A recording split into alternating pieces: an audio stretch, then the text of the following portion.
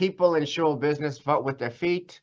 And what this number says, and by the way, this is the end of school vacation. Nobody's doing much of anything, but it's kind of end of February drag. And you've got 307 screens because we love you, we love Israel, and we're all just thinking about Israel. So that's it for the intro. Micah, tell us what's going on in Israel from Israel. Thank you, Rabbi. Yes. Okay, you hear me and see me well? Yes. All right. I want to go back to October 7th. October 7th, we were shocked. We were shocked 3 times. We were shocked when we saw the cruelty and also the capability of Hamas, and that was shocking. The second shock was we were shocked when we saw how the Israeli establishment didn't function. The military, the intelligence community, the government, that was another shock. Where was the army? Where was Israel? Why wasn't the system functioning up there? That was the second shock. But then there was the third shock. We were shocked when we saw the outburst of Israeli bravery. Now, I'm sure you all heard stories about Israeli bravery on October 7th. Israelis had heard about what's happening and they just ran as quickly as they could to the south, found a weapon, and heroically fought the terrorists. And in the after every war, by the way, after every war, there's a committee in the military that its role is to measure different levels of bravery in every story in a war, in the 6-Day War, in the Yom Kippur War, because some stories, the heroes of those stories were so brave that they deserve a medal. Now, in the Yom Kippur War, I think there was like 40 of those kinds of medals given out because it was such a heroic war. It seems like, and this is not official yet, but October 7th, the amount of stories that meet the standards of one of the medals, bravery medals that the Israeli military gives out, that meets those standards is over 140 stories. This means that the amount of Israeli heroism that bursted out on October 7th is more than we had in the entire Yom Kippur War, 6-Day War, War of Independence together. It was a moment of extreme Israeli heroism. It was everywhere.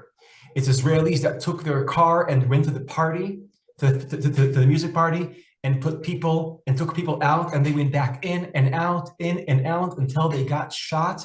And that's what Israelis did on October 7th. So if we look at October 7th, we see something that's starting to look like a hidden infrastructure of Israeliness, where on the top, nothing functions. The government wasn't there. The military wasn't really there. The intelligence community failed. On the top, nothing functioned. But from the bottom, from the spirit of Israel and Israeliness, we saw a tremendous outburst of bravery. Now, the interesting thing is that what we saw in October, now this is something which is shocking. I had no idea that this generation of Israelis, I knew they were special. I didn't know that this is the greatest generation of Israelis. And that's what we're discovered and what we are discovering ever since October 7th. Now, this hidden infrastructure of Israel, where things seem dysfunctioning from the top and yet tremendous bravery from the bottom, this hidden structure of Israel that we saw on October 7th repeated itself on October 8th. This time, not on the military level, but on the civilian level. What we saw on October 8th, well, October 8th is a metaphor. October 7th was actually 3 days of battles. Talking about the day after the horrible, horrible pogrom, after what they did to our brothers and sisters, like the day after. So here you have a country which is in shock, which is in grief, and over 150,000 Israelis are evacuated from their homes in the north because of Hezbollah, and in the south, and the envelope of Gaza. And while over 150,000 Israelis are evacuated from their homes, more than 300,000 Israelis are recruited to the army, to reserves. This creates tremendous, tremendous problems. It creates a tremendous amount of impossible challenges. And in the first days, the government didn't show up. The government, it's a broad generalization, but the different ministries of the government, many of them were dysfunctional. They weren't there. They didn't show up to solve the problems. But while the government wasn't there, Israeli society showed up. And people all over Israel were there to take care on a voluntary level of all these problems. And the amount of solidarity that we find, if it's October 8th onward, we saw in Israel ever since October 8th, we saw that every Israeli woke up in the morning with one question in their mind: what can I do to help out? And if you know how to cook food, that's what you did. You cook food.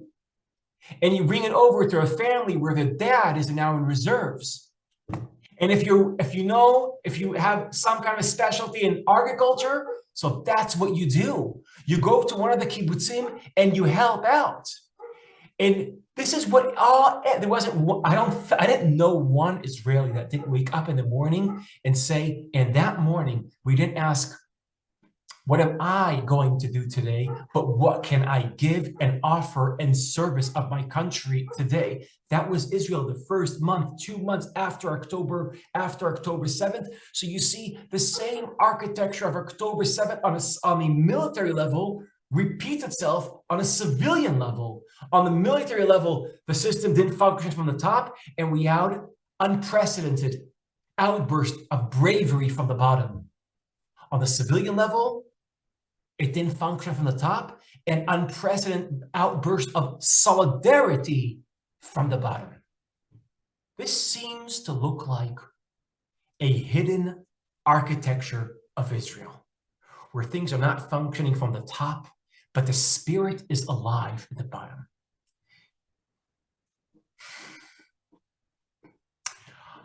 This architecture can help us offer a pirush, an interpretation for Israeli bravery and solidarity.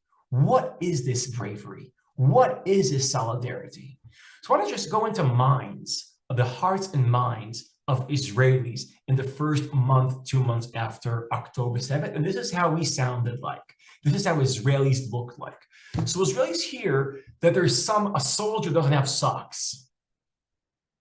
And then we hear there's another soldier doesn't have socks. And another one. And then we realize, oh no, there's a shortage of socks. What did Israelis do when they realized that? Well, here's what they didn't do. Here's what we didn't do. They didn't say, government, establish Israel, we demand you have to send soldiers socks. No, that's not what they did. Here's what they did. They just got together, found socks, and send them over to the soldiers. That's what they did. That's what we did. And when they heard about a family that was evacuated from their home in one of the kibbutzim in the north or the south, and they didn't really have where to go, and the government really didn't know what to do with them, here's what Israelis didn't do. It didn't demand from the government, from Israel, from the people on top, to take care of this problem, to find a solution for this family. That's not what they did. What they did was they got together and found a solution to this family. And if you want to understand how the weirdness, the uniqueness of Israelis, just talk to them.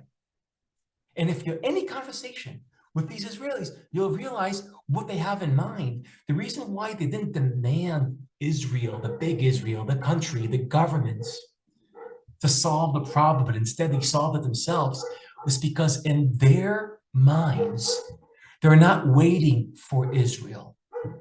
They are Israel.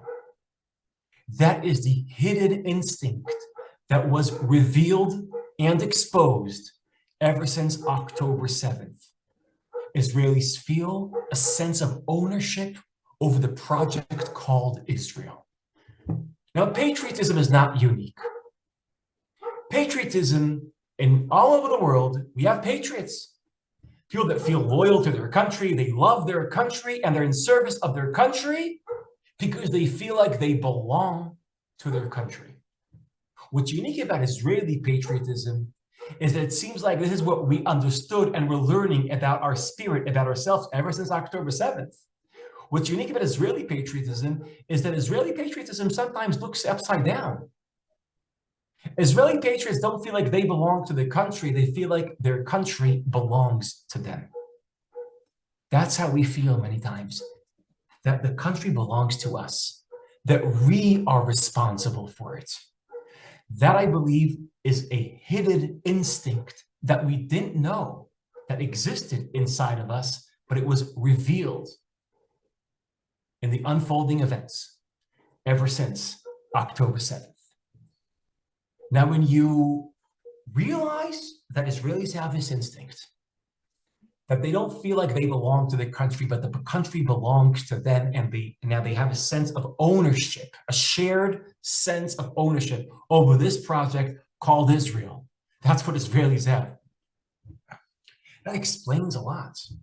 That explains how my friend Daniel, which was in India with his girlfriend on October 7th, and then there's this place in India called Goa. And that's where people go to party, to vacation. The populations that like to go to Goa in India, there's two populations, Russians and Israelis. And Russians and Israelis meet and they party together, I guess. And Daniel was telling me that all the Russians that are there, they're there because they fled Russia because they don't want to be in Russia, because they don't want to be recruited, because Russia is in war. Over 800,000, by the way, Russians, I think, left Russia. I might get the number wrong, by the way, but large numbers left Russia. They don't want to be in Russia. In a time of war, they're afraid they might be recruited. They don't want to be in that war, leave me alone. So some of them went to Goa. So you have in Goa, in October, like in the days leading up to October 7th, Israelis and Russians. Russians are there because they're escaping a country in war, and Israelis are there because they're partying. October 7th happened, and the Russians were observing the Israelis, and they couldn't understand what they were watching. They saw every one of the Israelis doing everything they can to pack their bags and doing everything they can to return to Israel. The Russians were telling them, we're here in India, in Goa, because we are escaping a country that's in war, and you are escaping Goa in order to return to a country in war. They couldn't understand Israelis. I think until October 7th, we didn't understand ourselves. Over 300,000 Israelis left everything they did, not to escape a country that's in war, but to return to a country that's in war. This is a hidden instinct that now we are noticing that Israelis have. A sense that we don't belong to this country belongs to us, this country needs us, we're responsible for it. And what awakened that instinct is what some philosophers call the tragic sense of reality. I don't know how you say it in English, I'm translating from Hebrew, a tragic.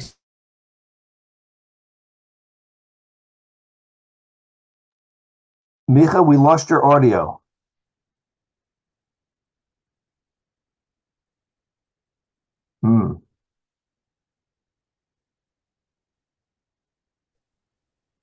Interesting. You can't hear me? Oh, now you're back. Okay. Sorry. No. Where was I? What? How long was I preaching to myself? You were talking about the tragic sense of reality. Like, what awakened this instinct, this hidden instinct that only October 7th revealed? What was it that awakened it? Tragic sense of reality. The tragic sense of reality is a sense that is the constant awareness that everything, all achievements of civilization are fragile, and at any moment they can collapse. And when civilization loses the tragic sense of reality, when you start believing that civilization, everything we have, is stable, you take it for granted, and then you don't invest in it, you don't build it, and as a result, it starts collapsing. This is the paradox of the tragic sense of reality. If you believe that everything is stable, it could collapse. But if you're constantly aware that everything could collapse beneath your feet, it stays stable. And that is something that happened to Israelis. For the first time in our lifetime, we could close our eyes and imagine a world where Israel doesn't exist. That terrifying ability that we didn't have before October 7th, and we have post October 7th, that terrifying ability is what awakened this hidden instinct that this country needs us, and we're here to build it and fight for it. And that is, I think that's the reverse version of Israeli patriotism, that this country belongs to. We belong to this country belongs to us. It's ours, no one else is going to take care of us. We have to take care of ourselves. Now, that awakening is very, very promising. And this promise is creating like this very, at least in month one, there was this talk that we are in a unique moment in Israeli history. It's a moment where people are speaking about this is the Second War of Independence. Now, you're right, in 1948, the first War of Independence, when the war was over, Israel was created. There was a sense, and there's still a sense in Israel, that when this war will be over, Israel will be created again for a second time.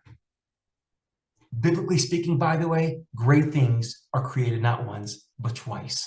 The world was created twice, first in Bereshit, and then after the flood, it was created again. The Torah, the tablets, weren't given once, they were given twice.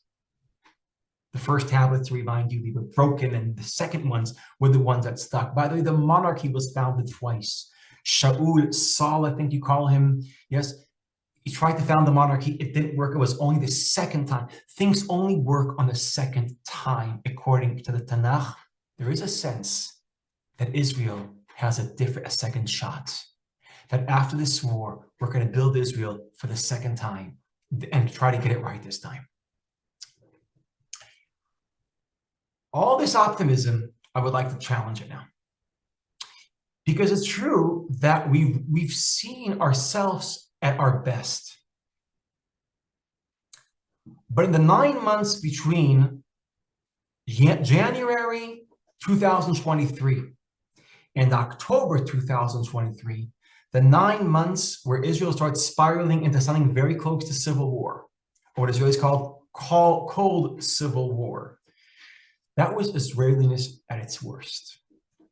And by the way, it was Israeliness on the worst because we start spiraling down. We're divided into two political tribes that assume the worst about each other and then hating each other because what we assume about each other.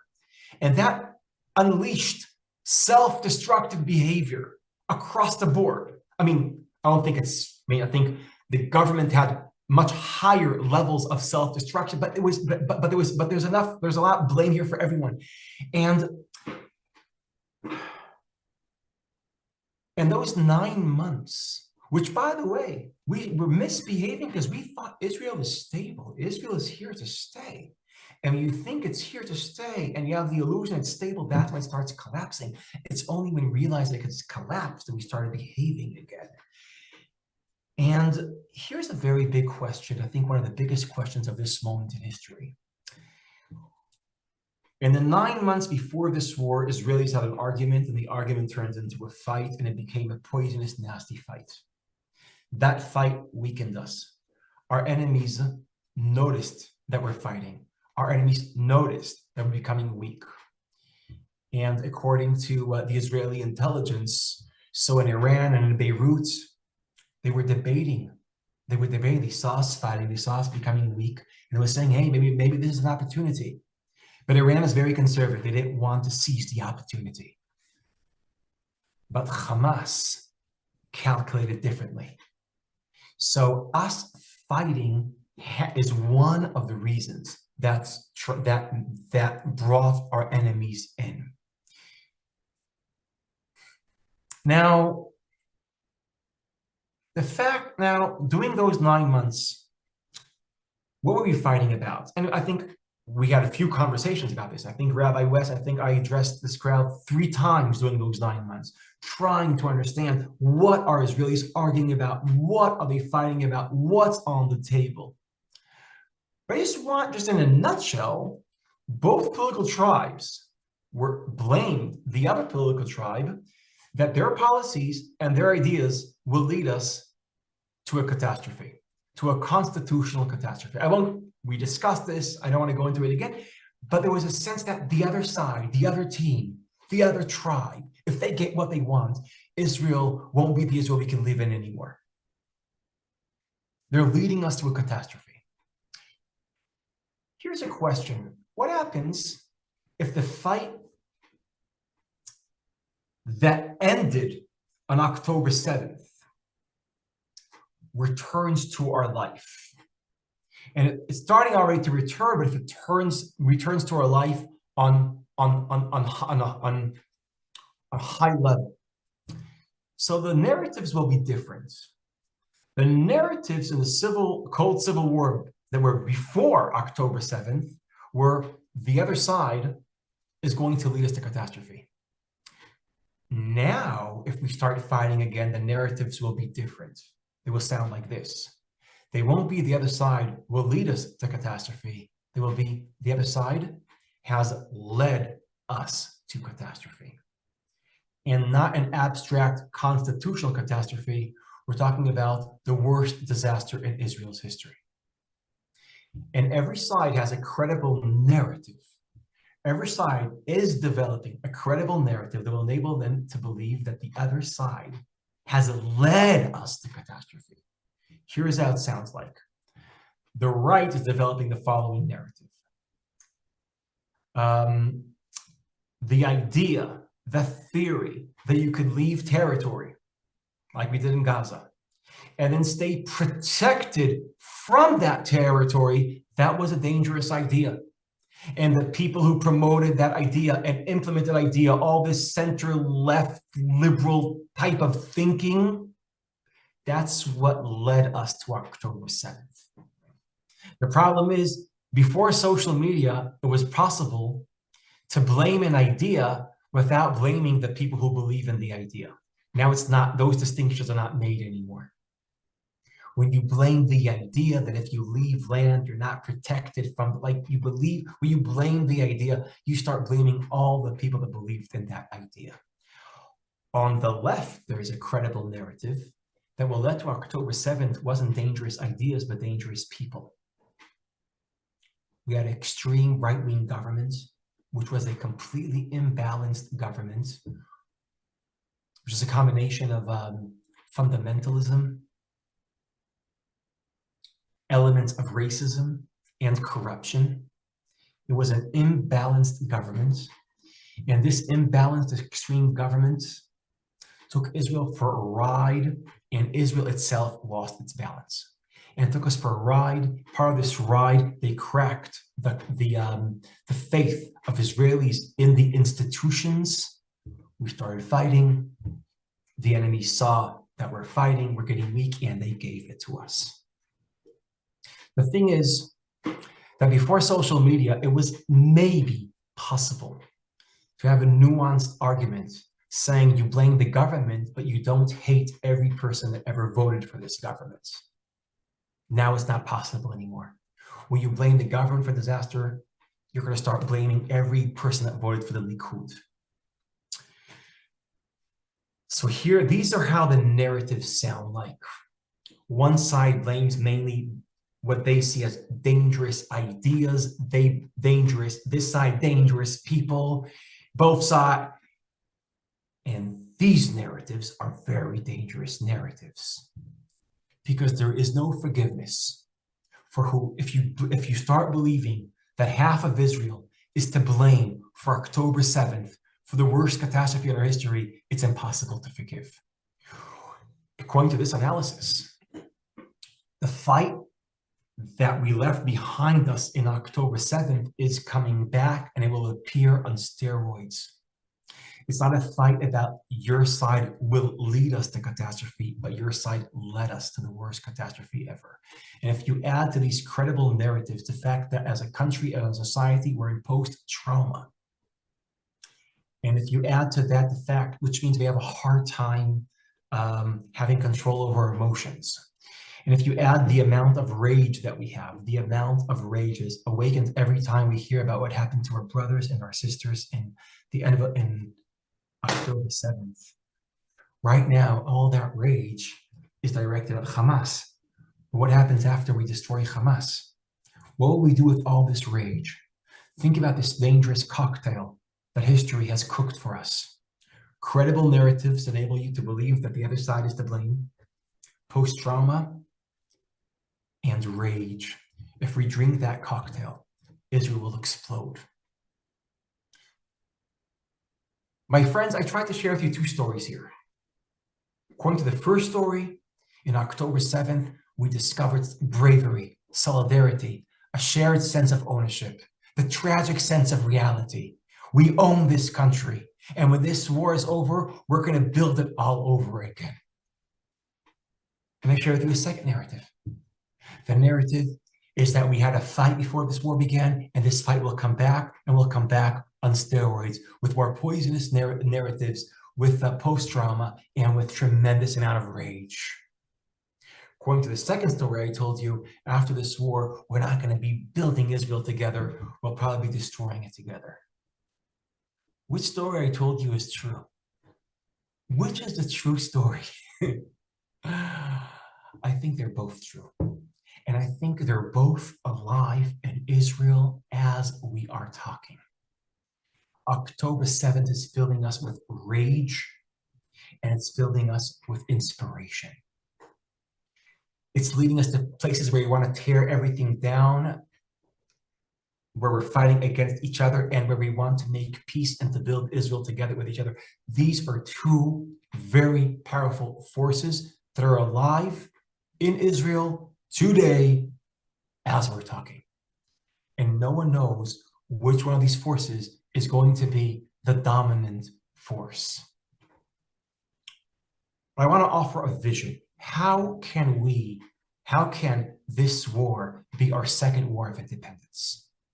How can we turn this war into a biblical story where Israel was created for the second time, just like the world was created twice, the Torah was given twice, monarchy found? How do we do that? I want to offer a theory about Israel that's becoming very alive as we're talking.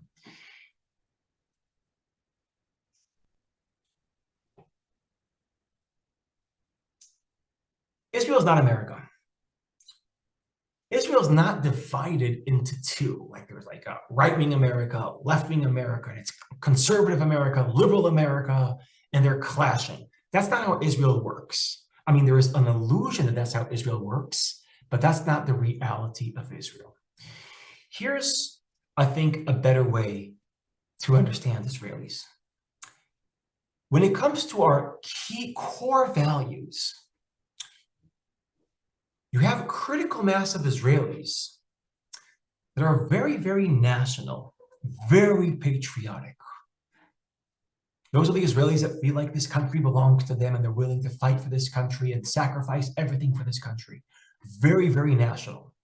And at the same time, very liberal. Now, this is very interesting because I want to try to tap into these two values. When I say national, what do I mean? I mean, first of all, when I say national, here's what I mean. When I say national, I say Am Yisrael, the Jewish nation. And when Israelis see themselves as Jewish, for them, for most of them, not all of them, Judaism is not a faith you believe in. It's not a law that you obey. It's a story that you belong to. That's what it means to be national. There's a story that you belong to. Now, what's the story that I belong to? I belong to a group, Am Yisrael. The group has a story. So the story of the group becomes my individual story. My mom used to be a Roman Catholic from Oklahoma City. and she converted to Judaism 50-something years ago. But I was very aware of her Roman Catholic background because of my grandmothers, because of my cousins. It's a very frum family, by the way. We like to say the Haredi in our family are the Catholics from Oklahoma. They're a very frum family. And I remember as a kid, I'm listening to my mom speaking to her friends in Hebrew in Israel, and she was speaking about how we were persecuted in the Middle Ages, how they persecuted us in the Spanish Inquisition, how they persecuted us in the pogroms. And I remember going up to my mom and saying to her, but Mom, you weren't persecuted. Your ancestors weren't, persecuted. And she said, I am Jewish, and everything that ever happened to Jews happened to me. It took me years to understand what she said. And I think on a halachic level, but also on an emotional level, she understood something very profound. When you join a group, just conversion, when you join a group, the thought is that when you join a group, you're changing your future, which is true. You're joining a group, now you're changing your future. You used to be a Catholic, now you're Jewish. You have a different present and a different future. But the depth of joining is that it's true that you're changing your future, but you're mainly changing your past.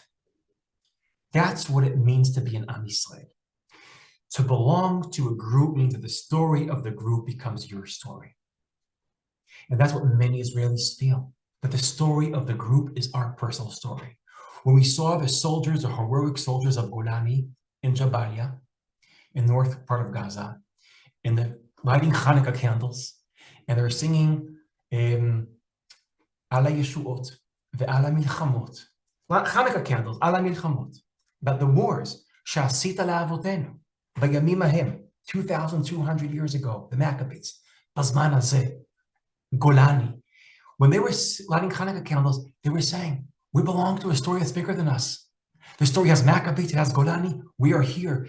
That is, for Israelis, being Jewish, it's not a faith you believe in. Some Israelis believe, that's fine, that's great. It's not a law that you obey. Some Israelis are halachic, that's great. But the all-Israeli experience of being Jewish, it's not a sense of obeying, it's not a sense of believing, it's a sense of belonging. That's national. That's what it means to be patriotic. But at the same time, critical mass of these Israelis are very liberal. Now, the heart of liberalism is individualism. It's the idea that every individual has rights and liberties and they're protected and the autonomy is sacred and government can't invade and play with your rights. And as individuals, we have dreams and we pursue them and don't tell me what to do. That idea of liberalism, see, when I am both very liberal and very national, it means in my soul there is room for collectivism and individualism simultaneously. Now that is my best read of critical mass of Israelis. They are hybrid human beings. They are national and they are liberal. They are collectivists and they are individualists. But not all Israelis are hybrid, national, liberal. Some Israelis have an allergic reaction to nationalism. They bought the idea that nationalism is always chauvinistic, fascism, dangerous, the whole thing. And it contaminates liberalism. It's a stain on liberalism. That's on the far left. On the far right, there's a larger group, by the way, it's a larger group than the ones on the far left, that are not hybrid. They feel like liberalism makes you weak. Individualism turns into egoism and you don't care about the bigger story and it makes you weak and your rights and you're this. It's a stain on nationalism, on patriotism. By the way, I think in English you have a distinction between patriotism and nationalism. I don't have that in my mind because in Hebrew they're the same. I mean the better one, okay? just so you, while you're listening to me. So the people on the right, there is a sense that that in order to have pure nationalism, it has to be stripped from liberalism. Israel is divided when we try to do like an X-ray of Israel. It's not divided into two, it's divided into three. You have homogeneous Israelis on the right and homogeneous Israelis on the left, and hybrid Israelis in the middle. What's Israel's tragedy? While most Israelis are hybrid, most Israelis on an individual level, they are ambitious career people, and they appreciate human autonomy and civil rights. They're very liberal. And then you press the collective button and they'll go out there and they'll fight for their country and they'll fight for each other and it will be collectivist and they'll light Hanukkah candles and they belong to a story bigger than themselves. Most Israelis are hybrid. But you have on the right and the left, homogeneous Israelis. Only national or only liberal. What's our tragedy? Here's our tragedy. Among the hybrid Israelis, where we try to balance liberalism with nationalism, collectivism and individualism, which by the way is Judaism and Westernism, because Judaism cultivates a sense of belonging to a story, and Western values are about, your own dreams, pursue your own dreams. Like this, so us hybrid Israelis, not all hybrid Israelis, they have the same values, but some of them emphasize nationalism more than liberalism by a bit. And some emphasize liberalism over nationalism, and that's fine. We have the same values, but not the same quantities. I hope that's English. I hope I'm speaking English. Not this, am I speaking English? So thank you. So the same values, but not the same quantities. What's the tragedy of Israelis? That the Israelis, and this happened a few times in history, that emphasized the liberal side a little bit more than the national side, became allies with the homogeneous Israelis that are only liberal and not national. What's happening today in Israel is that Israelis that are a little bit more national than liberal became allies with the Israelis that are only national and not liberal. And when that happens, hybrid Israelis are split between themselves and they become allies of the extreme homogeneous Israelis.